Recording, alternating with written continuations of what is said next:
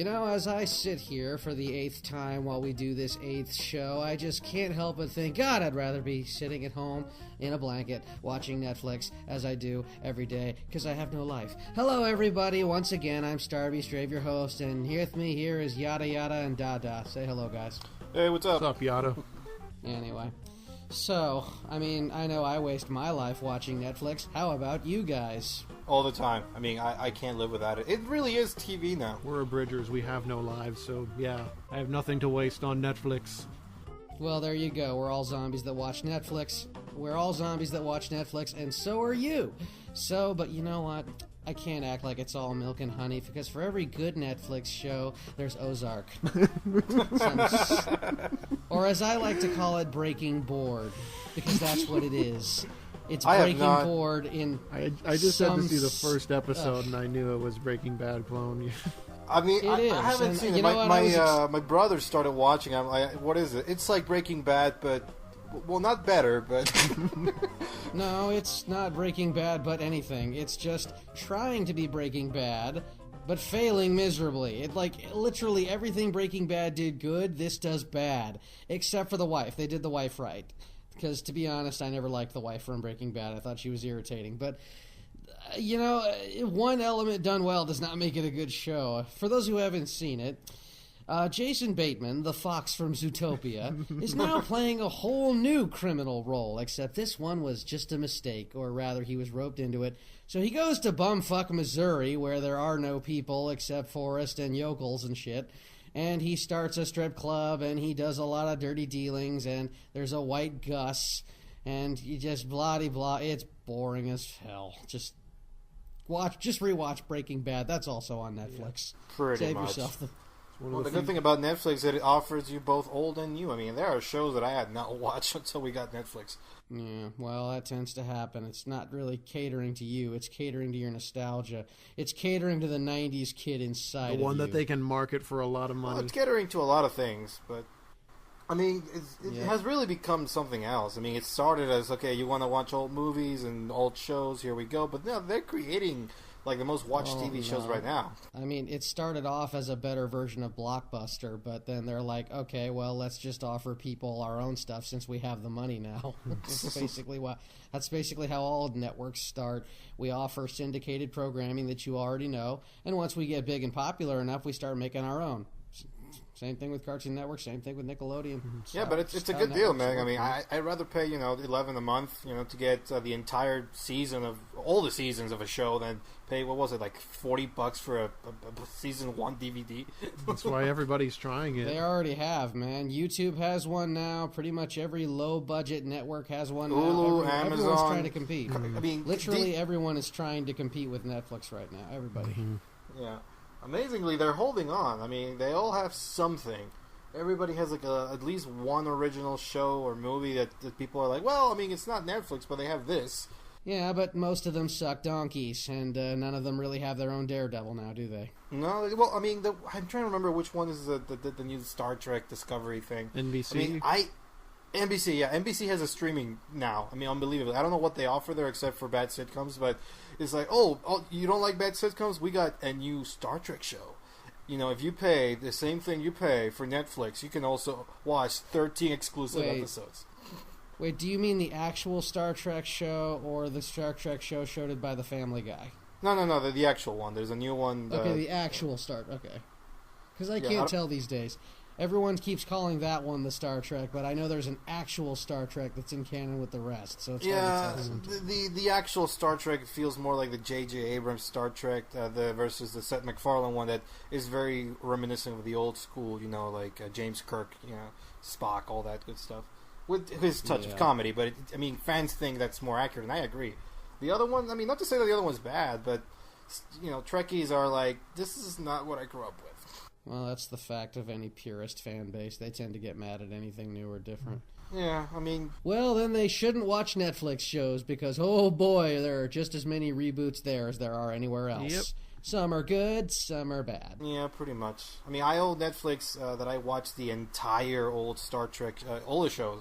I mean, from the original to Next Generations to Deep Space. I stopped at Deep Space Nine. I never actually tried Voyager. I was just sort of like burned out after like 600 episodes in a row. But great shows, and without Netflix, I would never have seen it, or because I would have never been inclined to pay like. I'm trying to think what like all those DVDs would have cost. Or just watch them online. Yeah. Like if you can't find the DVD, I just watch them online.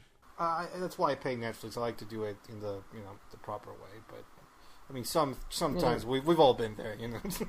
There is no proper way. It's just that's the whole point of the series, or I should say the service is that you can have it however you want.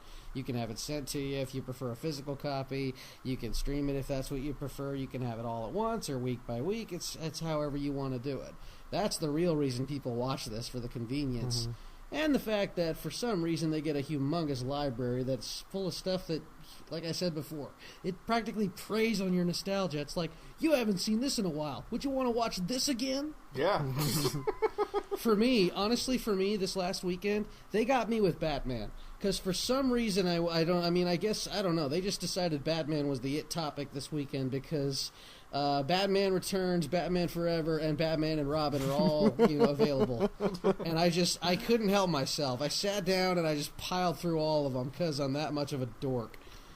I do the same. I watched the original Batman, not the Adam West, the Tim Burton one, every around my birthday, because we share a birthday, not the exact same day, but it came around the same time. So I'm very nostalgic of it. Well, all I know is that I haven't seen Batman Forever in years, and this godforsaken HAL 9000 of a streaming service knew I wanted to watch it because it shoved it right in my face.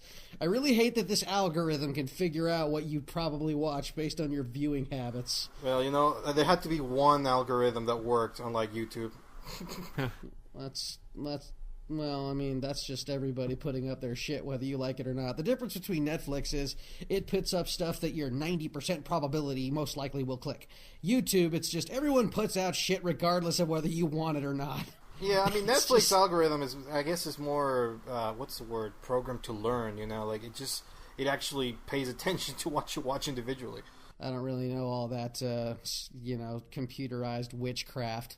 But what I do know is we're one step closer to Skynet. Yeah, well, if we haven't been already. I mean, the thing is, they're going to hypnotize us with movies and showings of Ozark, and then all the while they're going to be firing bombs. Mm-hmm.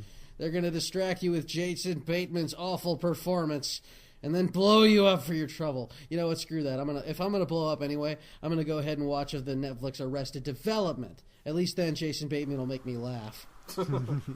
I still have not seen the new season of Arrested Development. I've been trying to I get have not to seen it. the show. I need to watch that show at some point. I say, I remember seeing it up to it was canceled on on Fox before, but yeah, I have not seen the new one yet. I don't know. I will say this: it's not Ozark. Yeah, we are not liking that show. That's how you get things to pass, huh? Ozark or not. It's stinky. I mean, it's amazing. I mean, all these Netflix shows. You mean you can like them or dislike them, question them, whatever. Just throw them away.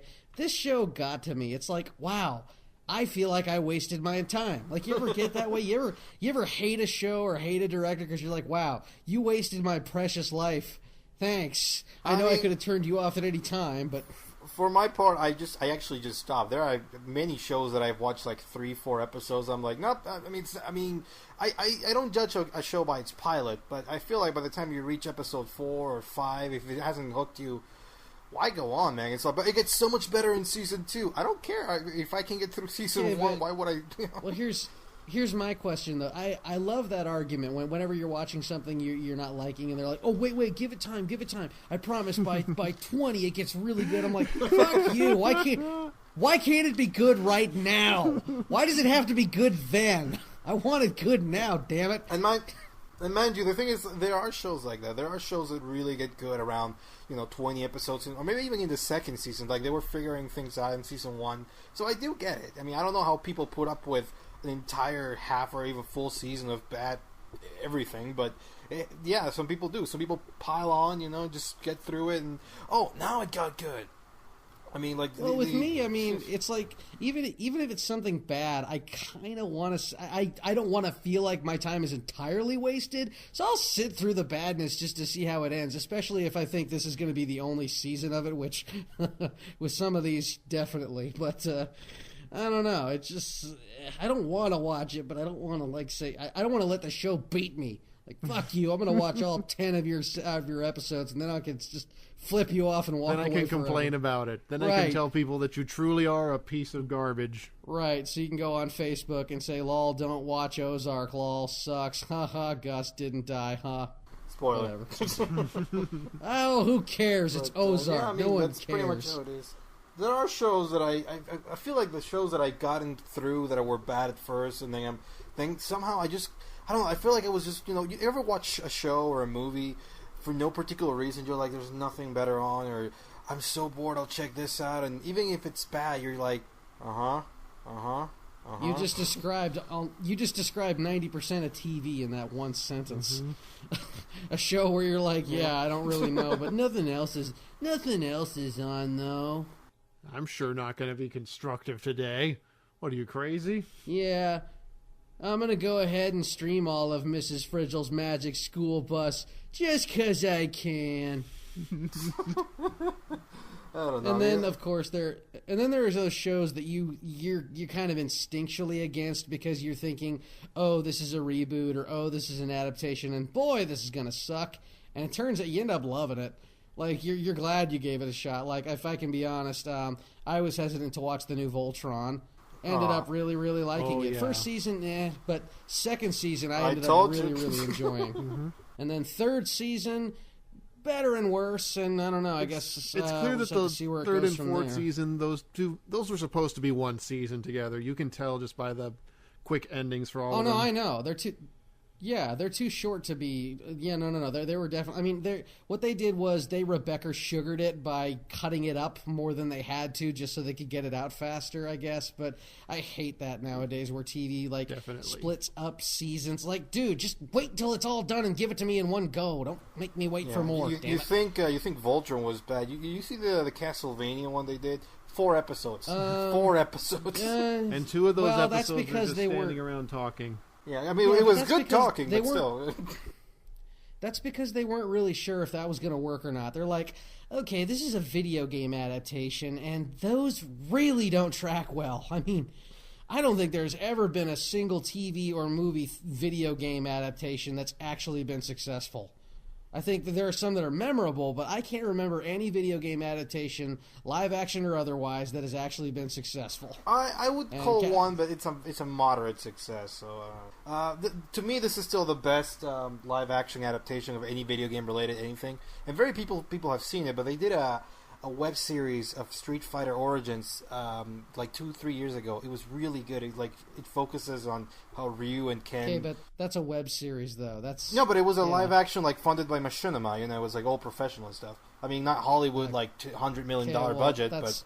That's not what I'm talking about. I'm talking about big productions. I'm talking about a Hollywood adaptation. This was semi-Hollywood. A big budget production. And whatever the size. You know what I mean. Yeah, even so, it's still, in my opinion, the best one.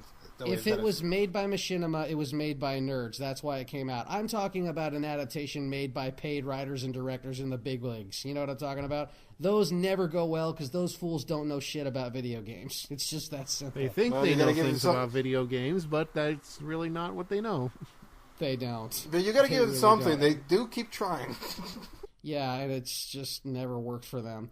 But, Castlevania is not the only one that tried to branch off from a big thing. Because Castlevania was a huge video game in its time. And, I don't know, there's other adaptations that I think did a good job on Netflix. Like, I've never read the books, but I did see the Jim Carrey movie. And I thought the Lemony Snicket's one, not bad.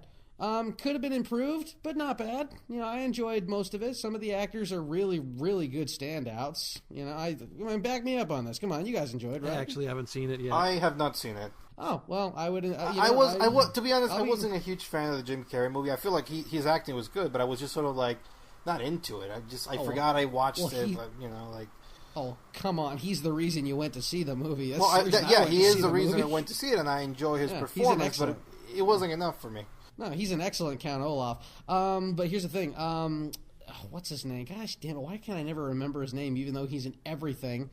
Doogie Howser, because I forget his name momentarily. Neil Patrick Harris. Neil Patrick Harris. He makes a wonderful Count Olaf, too. And unlike Jim Carrey, he's Count Olaf a lot longer, since this is a multi-episode series, and he's in most of it, so you're with it. The orphans, I will say, suck. In the grand old tradition of bad child actors, the orphans suck, and it's a shame because you're with them a lot. But it's 50-50 with child actors, Yeah, you almost never get good ones. But now that we've discussed some bad child actors on Netflix, let's discuss some of the best. Stranger Things kids. Knew that was coming. It's impossible to talk Netflix without talking that. I was saving it, but now that you brought up bad child actors, I want to talk about some of the best ones in the last 20 years. The Stranger Things kids, oh my God, you believe every second. Yes. I love those kids. Both on and off the camera. They are awesome. Yeah, man, they make that show. I mean, the show is probably Netflix's biggest hit, I think. I should hope so. It's Gravity Falls meets Lost, but you take away all the bad stuff about Lost. Meets Stephen King. You forgot Stephen King. Yeah, I was going to say, as told by Stephen King, yes. Yeah. But yeah, you know what? That's a good summation. Yeah, everything good about Lost and everything good about Gravity Falls, written by Stephen King. You got Stranger Things. Yeah, Pretty that's not much. a bad way to put it. Yeah. And it's like, I think you once told me, Paul, that when we finished watching season 1 when it came out, that this was nostalgia done right. Oh, it was. I mean, this show really wants you to know that it's from the 80s. I mean, it totally engrosses you in 80s crap. 80s style, 80s clothing, video games. The references get a little heavy at times, but you know what? By season 2, all you care about is the kids. Exactly. Season 2 is the season of the kids. And you know what? Even the adults. Adults in kids-related adventures like these are almost always idiots. They're pawns. They're dummies. They're just skeptics. These ones are actually involved. I love the sheriff. In a good way. Yeah, the sheriff, dude. Oh God, the second season is the season of the sheriff. You gotta love this guy. David Harbour is so good in that show, man. I like that the mom, the Winona Ryder, that she was not the typical mom you're expecting from a horror show. She actually gets involved and goes above and beyond to save her son. I love that about her. Well, that's the thing. This show emotional. Takes a lot of those 80s stereotypes and tropes, from those movies. The bully, like you said, the adult guy, the mom, and they subvert it. They go in different directions. Like you said, the mom is not just my son helplessly.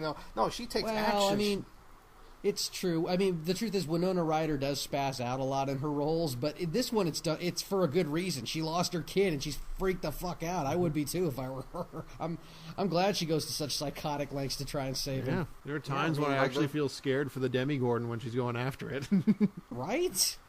Or speaking of Demigorgons, I mean, I'm pretty sure everyone's seen it by now. Even those are just your typical monsters. They actually made a Demigorgon that you're supposed to like, that the kid bonds with. And again, I don't know what is with these kids, but everything they do makes you believe it. I believe the relationship between him and this pet thing that he's supposed to be afraid of.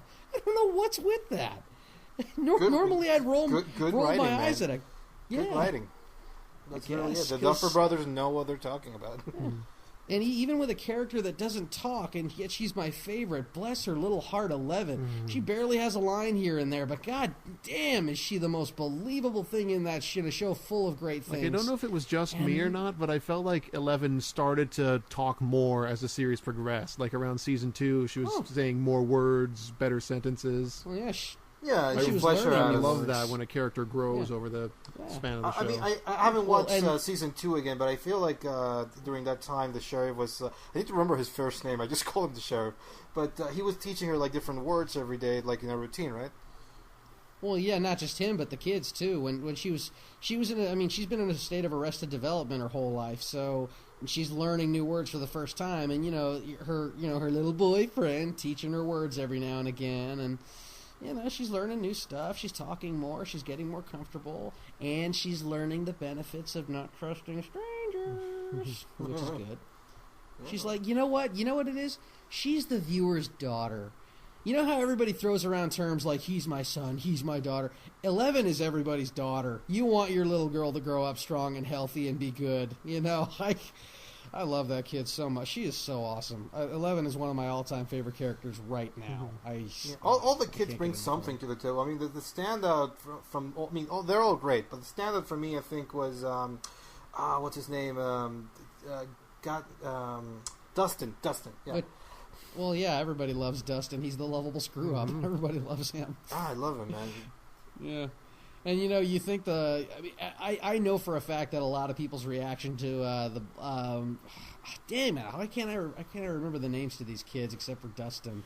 I know Mike is the leader, Mike is the little leader boy. Which one is the one that always gets victimized? Oh, Will? Yeah, Will. Will has been traumatized for life because of all of this. Yeah. Will gets the little Will is the victim child. You gotta have a victim child. He's the one that gets possessed. I feel like maybe they're setting him up to be a villain in season something. Oh no! I mean, they already made him a spy. That was his role in season 2. He was the spy for the demon in the yeah, but that wasn't intentional. He just he couldn't help it. But maybe like the influence stayed over, and Well, that's what they're alluding to. They're alluding that, they cut the connection, but it's still possibly there. I don't know. But, I mean, the monster's still there, so I really hope that season 3 they'll make a phenomena without infecting Will somehow, because I'll be honest, I'm sick of him getting sidelined while all the other kids have the adventure. It drives me nuts. We've seen it for 2 seasons. Yeah. Season 3, we want something better to happen to Will. Yeah. You know what? Make Will a hero, damn it. Could be fun. Maybe it's Mike who goes dark. It could happen. Mike's too busy going to the dance with 11. Mike's too busy having his girl crush. But that's what I mean. Like, you see that all the time. The guy who's too pure and, like, he's so fragile. I mean, all it takes is something to shatter. I mean, Anakin Skywalker, for God's sake. Padme, you are so beautiful. It's possible. But, I mean, who knows? I mean, they're pulling from so many things, but at the same time, they're making it their own, which is just really what it is. I mean, yeah, now Stranger Things can stand out on its own. Oh, this show might be wearing its influence on its sleeve, but at the same time, it's more original than half the things I've seen lately. Well, what's another good thing about it is that it's not just the main characters, it's not just the adults, it's the side characters of all things. Usually, side characters are 2 things in these movies. They are bait for monsters, they are fodder for monsters, or they are disbelieving of the monsters until shit goes down. But characters like Steve Harrington, I love Steve now. That Steve was still relevant throughout Steve, the whole I think, thing. is my surprise character. He's a character like, I hated him. I hated him at first because I'm like, oh, good, he's the pretty boy that's gonna be the this bully virginal subtext for the sister, and he's gonna be whatever. He's gonna be disbelieving. Season 2, oh my God, Steve is the babysitter, and he's awesome. He's taking care of the kids. He's swinging his bat. He's taking care of business every day. I love when he's bonding with Dustin and gives him advice. Exactly. God, Dustin at the very end with that little hairdo. He's got Steve's Pantene Pro V tips. Steve is his mentor for talking to girls. I like that. Yeah. And that's what I like. I like that this older kid is not a bully. He's not making fun of them. He's active. He's, like you said, he's a mentor. I love that. I love that this kid evolved. I like that very much. Character development. Man. It's like we haven't had it in so long that when we finally see it, it's like, where have you been?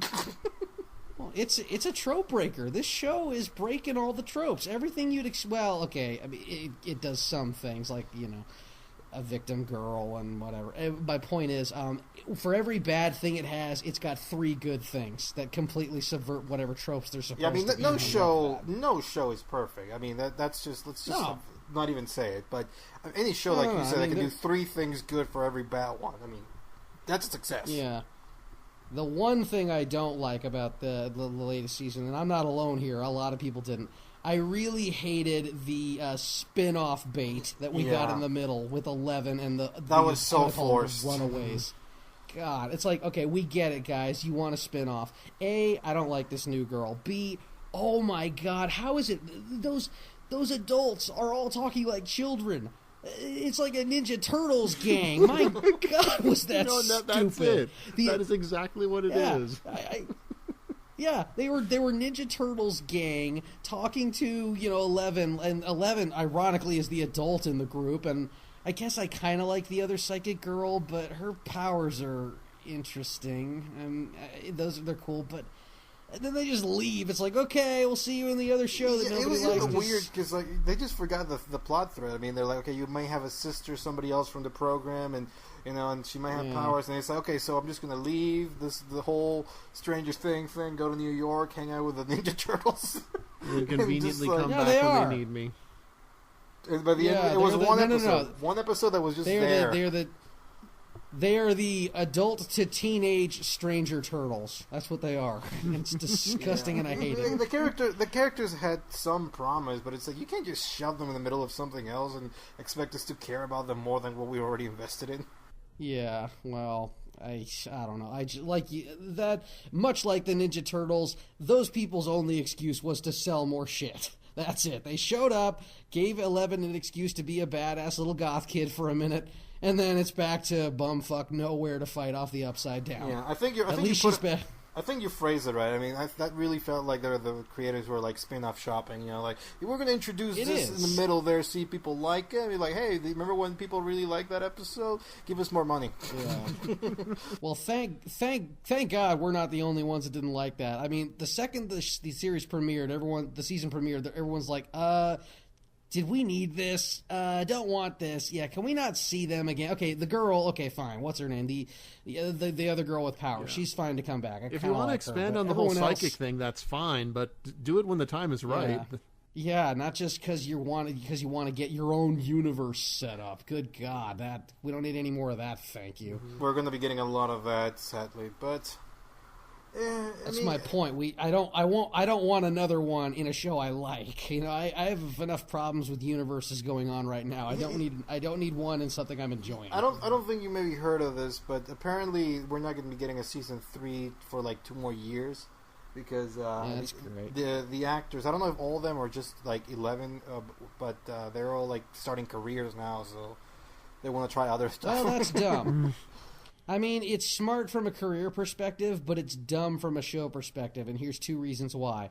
One, okay, you kids are going to be rusty. It's not going to be the same performance. 2, they're going to get huge. I don't know if these kids understand how puberty works, but once that shit gets in you and it gets started, oh my God, they're going to look and sound totally different. Yeah. We're going to have a Hermione and Ron situation where, I mean, you've seen Harry Potter. Yeah, I believe Hermione's still in school. Oh, sure I do. Her chest just ballooned out of proportion due to a magic spell. That's what happened.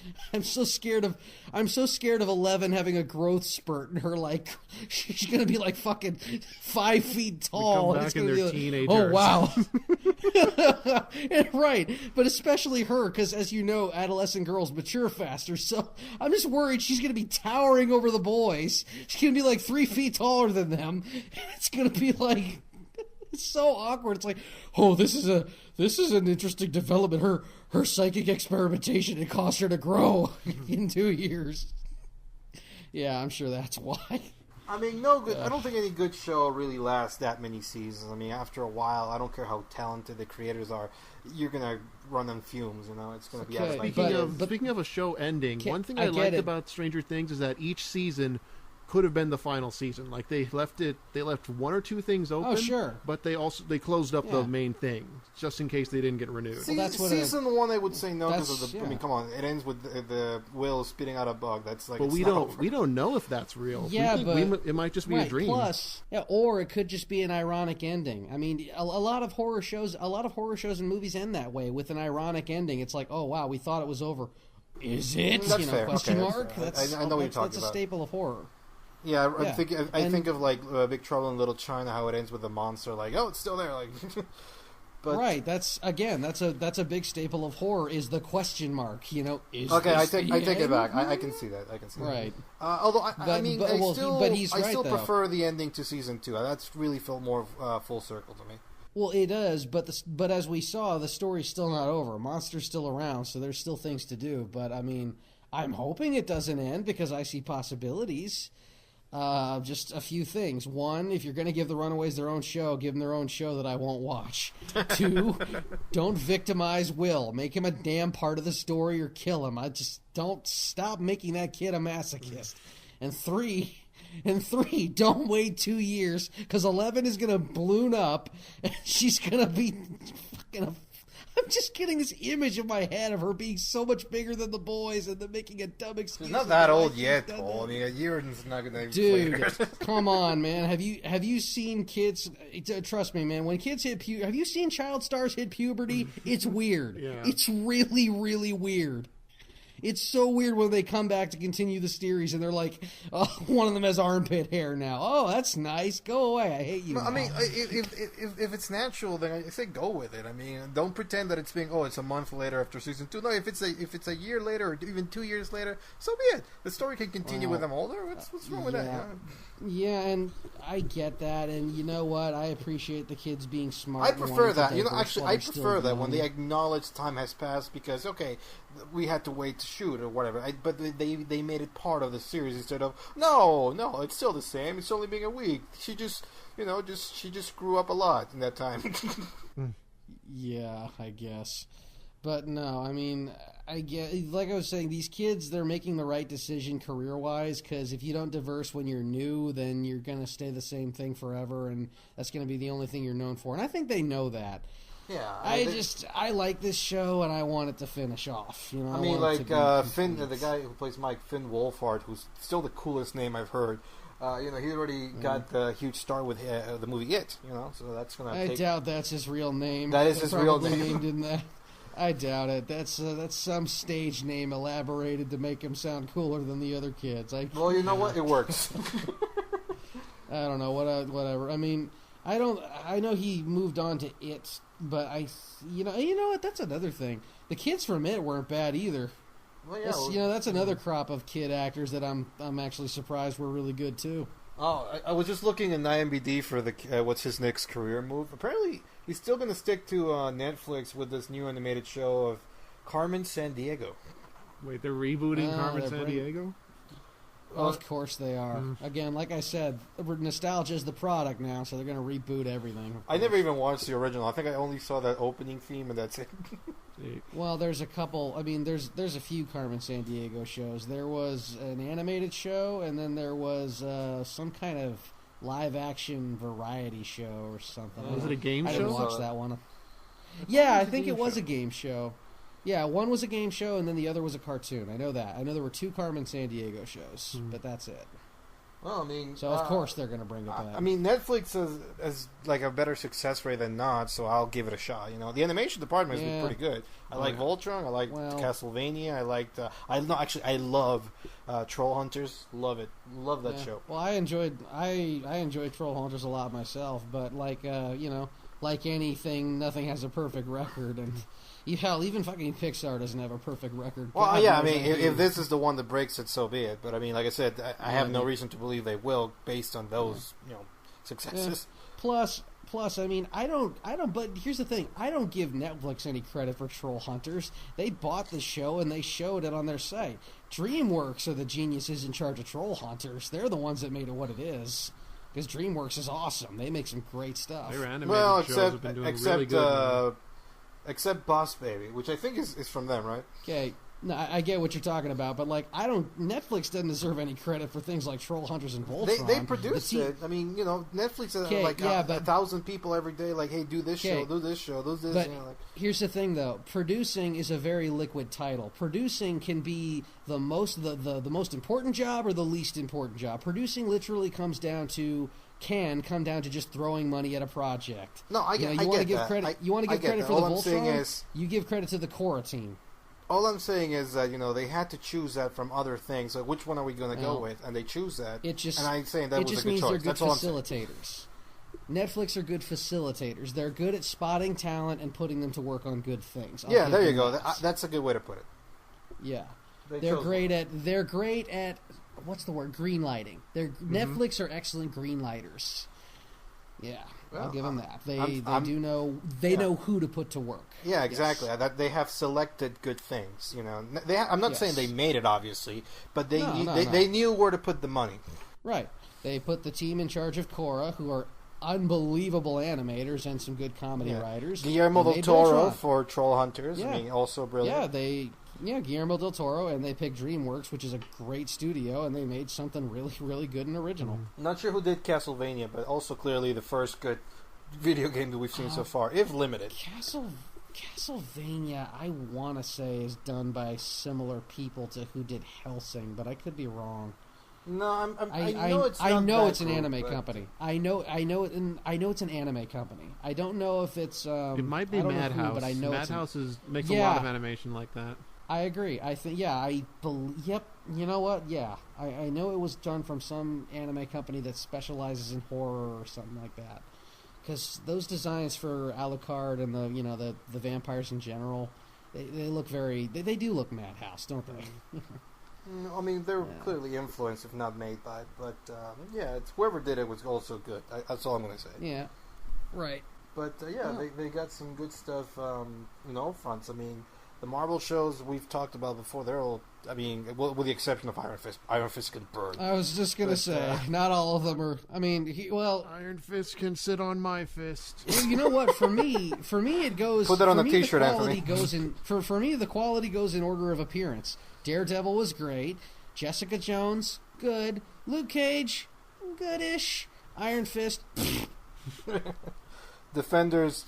Defenders was just there. No, we didn't need Punisher, it. We didn't ask for it, but it's there. Yeah. Well, Defenders did okay. Punisher was great. In terms of existing, Defenders existed, and Kunlun. Take a drink every time dinner. He says, "I am Iron Fist, immortal protector of Kunlun, must defeat the Hand." Yeah. Oh no. Oh yeah. The Defenders drinking game is sure to have you dead within the first 5 episodes. Take a shot anytime someone says. Yeah. Anytime. No. Here's the rules. Take a shot in case someone says Kunlun, hand, fist. Anytime you see a Samsung Galaxy phone, anytime someone's having dinner, take a double shot if it's Sigourney Weaver, and pretty much anytime someone gets knocked the fuck out. Nobody's going to survive the first 2 episodes. Okay, I exaggerated. You're right, but my point stands. It's sure to have you dead soon. Yeah. It's not a good show. It's not the worst show. It has good things, but mostly bad things. It's more bad than good. I agree. It was a mismanaged idea. I don't know. They had no vision, or they had an idea and they dropped. I don't know. I could watch that and deconstruct it forever. But like you were just saying, Netflix's stable of Marvel characters isn't dead yet. They just gave us Punisher, and so far it's tracking well.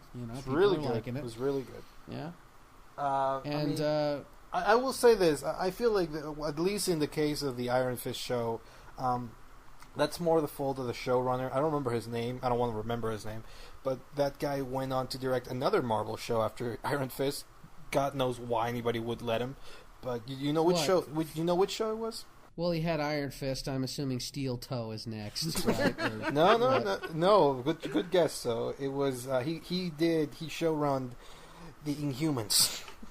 Oh, that show that I'm not interested in watching at all. Yeah, the moment I saw that, I mean, like, right, the Inhumans, that thing I never heard of. Explain. There's a reason. Yeah, there was this experiment, I guess, where they try to shot the 2 pilots as a IMAX special that they released in theaters. Nobody watched it. Then they I wonder why. They announced that the series was going to only end after 10 episodes. Maybe because it's a featurette and not really a feature. I don't know. It was bad, and it was the guy who did the Iron Fist season 1. Amazing alien world with some of the most powerful beings, supposedly the most powerful beings in the Marvel universe, and it has to be filmed on a TV budget. Yeah, which already makes it dumb. Yes. You know what? What you just described, that sounds eerily similar to what they did with Supergirl.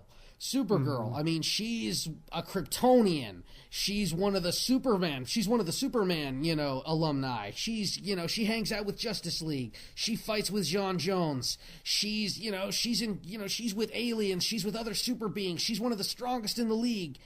And she's on TV. Exactly. Well, that already says a few bad things. One, no effects, or at least no good ones for a while. Two, writing that's only going to keep them in suburbs and on land and on foot. Yeah. It just doesn't bode well. There was an episode of Supergirl where they went to Mars, found some surviving Martians, and they were all humans. They all immediately shapeshift into humans. And yeah, the whole time I just knew they were on a budget. Like, I get why they did it, but I did not want to see it that way. Yeah, right. my problem with Supergirl is that it's a little too grounded sometimes. I mean, sometimes it's good. Sometimes it takes off and really embraces the comic bookness. But sometimes it's like, here's the guy with a T-shirt. Well, oh no. Well, the problem is you can't embrace the comic bookness because you can't afford it. A big budget movie can afford it. A TV show cannot. They just don't have the resources. Not true. That's not true. Like Flash and Legends of Tomorrow, they do it all the time. I mean, they work with the budget they have and they know how to use it. Supergirl overreaches a lot. Like with the example Anthony gave was perfect for that. We want to go to Mars, but we can't afford it. Well, yeah, but Supergirl and the Flash are not the same thing. Flash exists very much on the ground. All you have to do is blur him and zip him around. That's not that bad. TV's done that for a long time. Sprinkle some lightning on him, and yeah, you've got a speedster effect. I mean, yeah, drawing it. What matters are the powers. The powers are what's going to limit the character. Making a kid speedy and flashy isn't that hard. They've been doing that since the 90s. I mean, you can point to a lot of shows that have made that effect. But with Supergirl, she's a flyer. She goes flying up in space. She goes plugging up volcanoes. She's beating up giant monsters. It's very different, Yeah, I mean, but she's hardly the first Superman TV show we've seen, man. And they were all successful to some degree. Okay, well, I want you to name me a successful TV show that showed this kind of things Kryptonians can do. Smallville? No. Okay, what? Nuh-uh. Yeah. Come on, man. That show was pretty much just it had 10 seasons. I mean, it was not unsuccessful. And each one I could count the budget because he was not being very Superman-ish. Okay, you know what I mean, dude. A big budget, big action show. No, but that's the thing. You're focusing too much on the budget. Like, it's not just about seeing special effects and fights. Lewis, when you sell me a superhero, I want to see the superhero be a superhero. Yes, I'm interested in the character, but you know what? You can only take that so far. It's like going to the zoo and promising me tigers and then just showing me sitting them in the cave all day. I want them to come out. I want to see what they can do. I want to see their size. I want to see how cool they look. I don't just want to see them existing. What fun is that?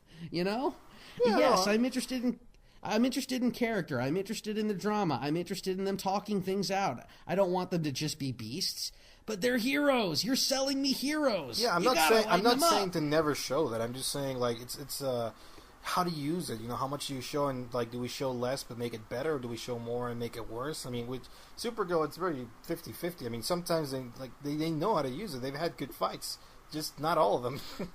Right, but like I'm saying, when you have a character like Supergirl, a big Kryptonian, you have a heavy responsibility to make her cool. And I'm sorry, but the powers are kind of what we come to see for that. I'm sure she's a great character, but man, if you don't show her off a little bit, I'm sorry, her show's not going to do well, Again, the show, we're not insulting the show. Like, the show itself has some very good parts about it. I like it, but we want to see some aliens and some halfway decent effects with a show like with a Kryptonian show.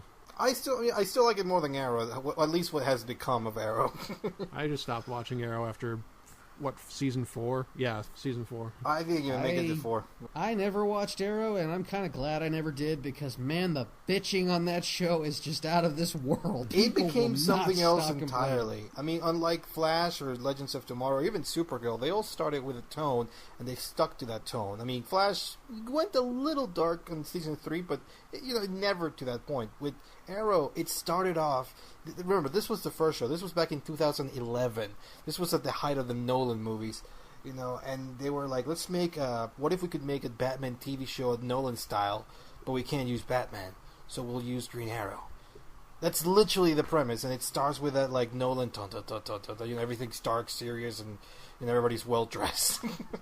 But what's funny is that I never watched the show, but I kept hearing from fans that like they tried every advertising trick and every suck-uppy, advert to get you to keep watching. Like, oh, the game changes here. Oh, it's like you've never seen before. Oh, you'll never guess what's coming next. It was pretty hard when it started. I enjoyed it. The first season it started a little rocky, but once it got going. And season 2 is still the best thing they did. Season 3, definitely. It's like I don't know what happened there. I don't know. At the same time they were doing season 3, Flash came out, and Flash was so good and original and fresh, and they were like still trying to sort of Nolan thing to a degree that wasn't working anymore. And from what I understand from season 4, they were trying to inject some silliness into it, which after 3 seasons of the opposite just felt not good. But somehow it's still going. It has a lot of fans. I don't know what they're fans of, but they're still there. Every time I look at it, I don't recognize what's going on. They have he has a bunch of sidekicks now, like one that looks like Scarecrow and another one that looks like Jason Voorhees. I'm just like, what is going on here?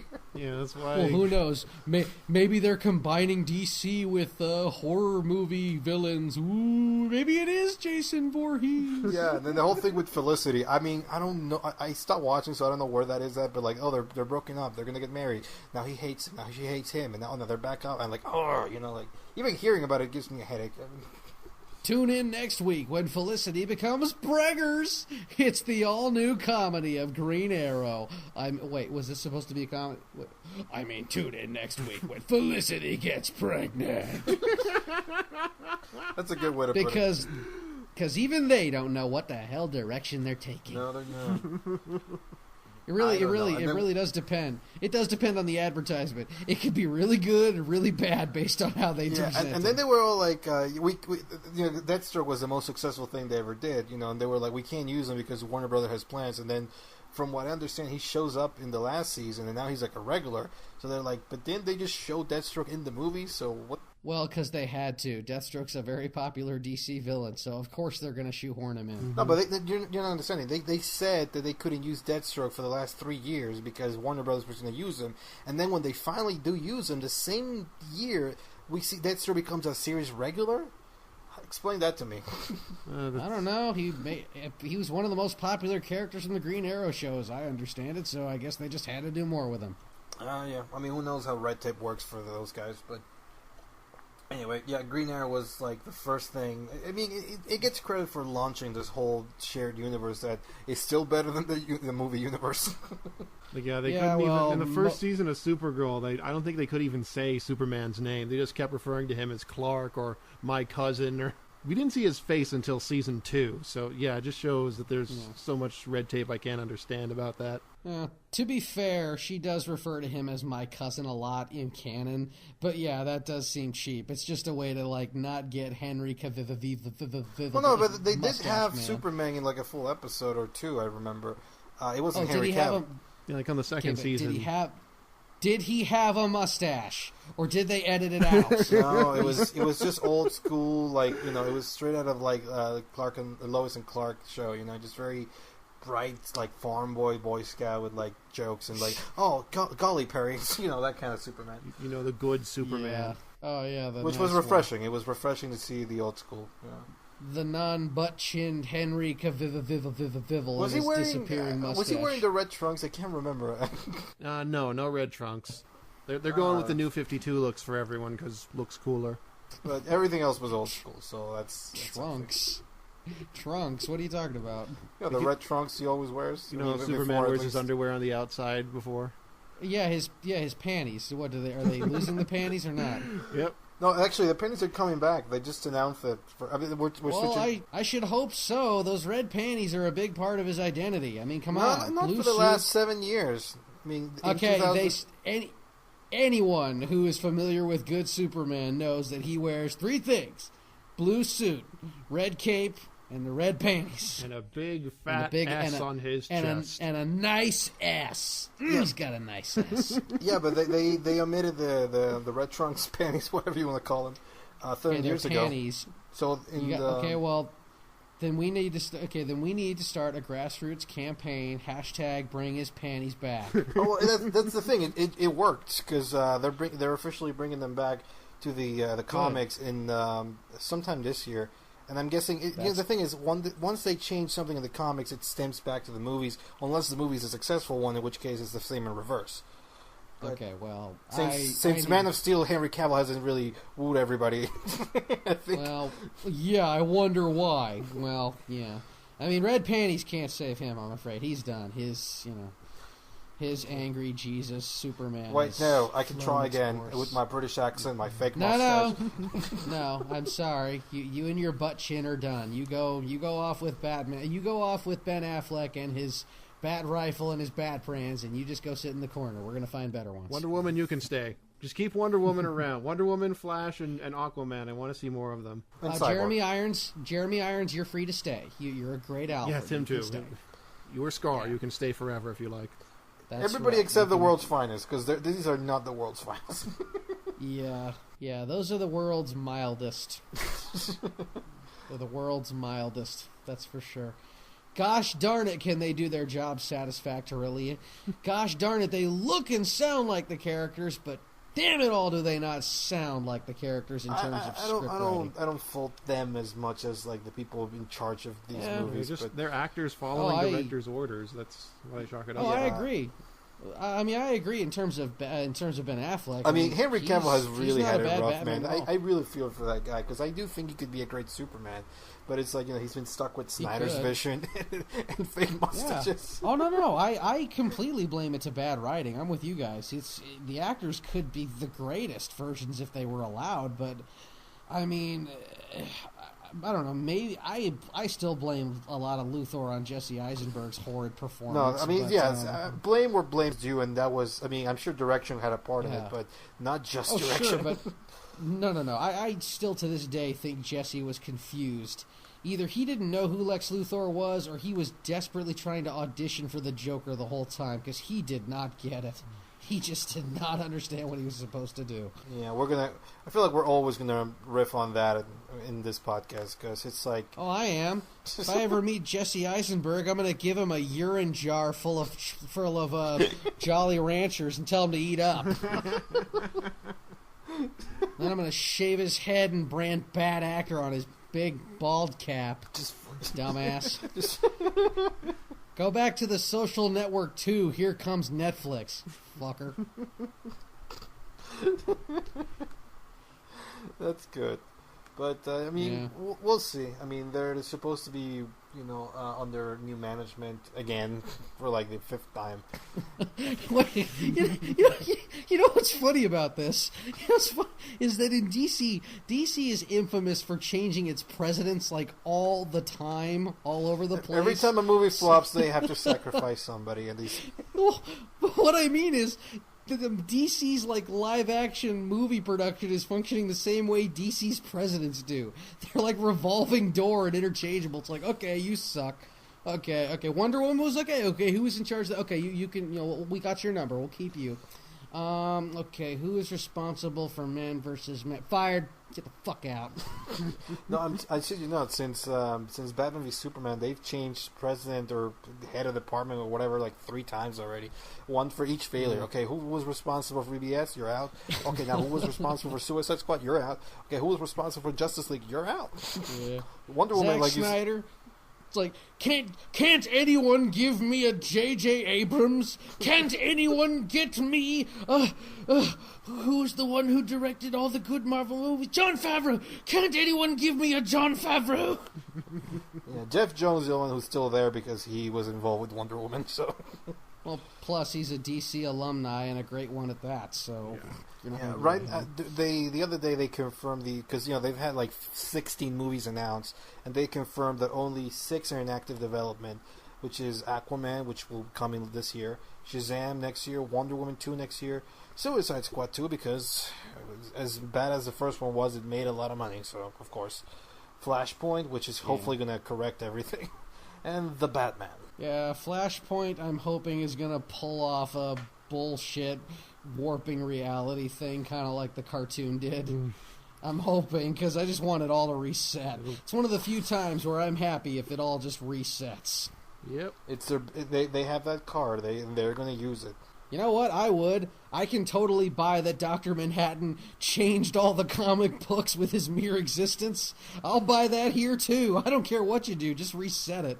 Take away all the bad stuff any way you can, writers. Time travel is your friend. Yeah. Okay, this is pretty much... Okay, Yeah, everybody who hasn't been working out, step off. Ben Affleck, Henry Cavill, Right. Jesse Eisenberg, Jared Leto, please. Exactly. Yeah, just have Doc Manhattan show up in the movies and say, like, okay, Gal Gadot, you're welcome. All right? Jeremy Irons, you can stay. Everyone liked you. Ben Affleck will talk. Not sure about you. Henry Cavill, you and your butt chin and your fake mustache, get out! Let's see, who else? The kid who plays Flash, you're okay. I can't really catch you right now. I guess I'll kill you later. The only... Cyborg? The only other rumor with this movie is right now. I mean, the only worst rumor than Ben Affleck being in or out of them is what they're doing with Harley, because she is in 4 different movies that have not officially been announced. They're saying, okay, we're going to do Gotham Sirens. Now it's going to be Birth of Prey. Now it's going to be Harley versus Joker. Now it's going to be Harley standalone. Now it's going to be pick something. How about Harley kills Jared Leto? That's a Christmas movie for you. I would watch that. All the kids can enjoy it. Yeah, Harley smashes Jared Leto's head in with a fucking mallet. I'd watch that with great gusto. Yeah, we might even get a sequel. Yeah, Harley smashes Harley 2 Electric Boogaloo. With roller skates. Yeah, but no. I would like a Huntress movie, please. I would like a Black Canary movie, please. No, you're getting them all in one movie, because the Birds of Prey is the other that's mentioned a lot now. I know, but I want them all to have their own movie, and then they can do a Birds of Prey. No, just Birds like of Prey. Marvel Birds of does. Prey has the always been a good team version of movie. it. That could work as a movie without them setting individually. I guess, but I would still like them to be. I would love an origin story of Black Canary. Because the hot thing with Hollywood right now is female group things. Like Ocean's 8.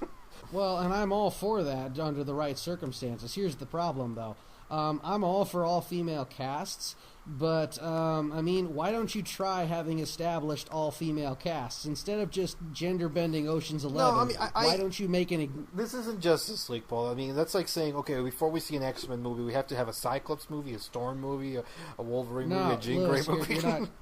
Lewis, hold on one second. I was just saying, You if you want an all-female cast, that's perfectly great. Do one of things that already exist. Like, if you're saying Birds of Prey is going to happen, fine, I'm for that. Birds of Prey, I love that idea. An all-female cast of superheroes, totally on board. Do that instead of gender-bending Ocean's 11. If you feel you have to, fine. Well, but there's plenty of all-female things in existence that you could be doing right now that actually exist. Yeah. So do that. I mean, I see your point, but to be fair, that's 2 different companies. I mean... Everybody's trying to get... I know, but I just mean in general, like you just said, the trend in Hollywood right now is to be more female-driven. I'm all for things it. that actually exist. Yeah, I think what you're saying, and I agree, is that instead of just converting old movies into... It's the same thing, but they're all girls. How about just a new thing or something that's already out there, like Birds of Prey, which is an all-female team? Exactly. Mm-hmm. That's exactly what I'm saying. Instead of gender-bending old shit, why don't you make new stuff?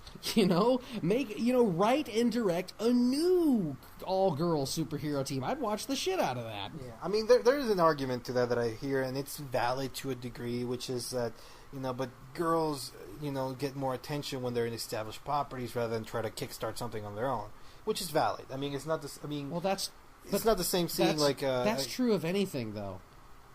Yeah, so I get that to a degree. Yeah, but that's true of anything. All right, but here's since we were talking about comic book movies, video game movies, and now we're talking about female-led movies. Here's one that has all of that, and that's coming out in a month or 2. What do you think about this new Tomb Raider movie? I didn't really care for either of the other Tomb Raider movies, so I like Lara Croft, the character, fine. I'm open to it.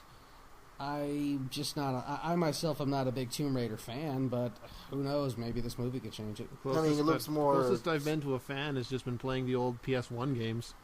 I never did. I've never experienced anything outside the original Angelina Jolie movie. I don't even think I saw the second one. Yeah.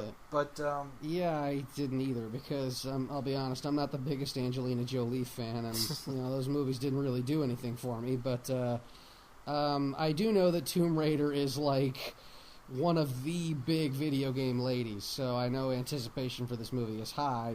Me personally, I think, I'll see it. Hey, who knows? Maybe this is the first successful video game adaptation. It looks okay. I'm not really excited. I've seen 2 trailers for it, and they're practically the same. It's like when you see all the action shots over and over, and there's only like 4 of them, it's like, it's one of those trailers that, okay, pretty much show you the movie. And it looks like a decent movie, but not like, wow, I need to see that now, like... Well, I will say this. She looks like she's 12. I don't know why they hired such a tiny girl, because damn does she look like she's... That doesn't look like Tomb Raider, really. It looks like Tomb Raider's little sister, but whatever, man. What do I know? I mean, she is an Academy Award winner, and, she at least looks less... What's the word?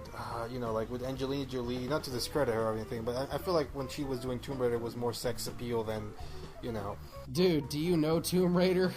Lara Croft is like a sex symbol in video games. You know what I mean? It was more like she's like, I got to pout, and now I'm going to do this sexy action pose, and you know what I mean? This one's more like gritty, and like she's less about her figure, more about like she's tough, And I'm fine with that, but, for someone who's supposed to be a world-traveling, secret agent Tomb Raider, God, she looks like she just walked out of high school, man. Jeez, is she Kim Possible? Maybe she should be Kim Possible instead. That's probably... Hey, you know what? Give us that was the original pitch for it, Give us a Kim Possible movie instead.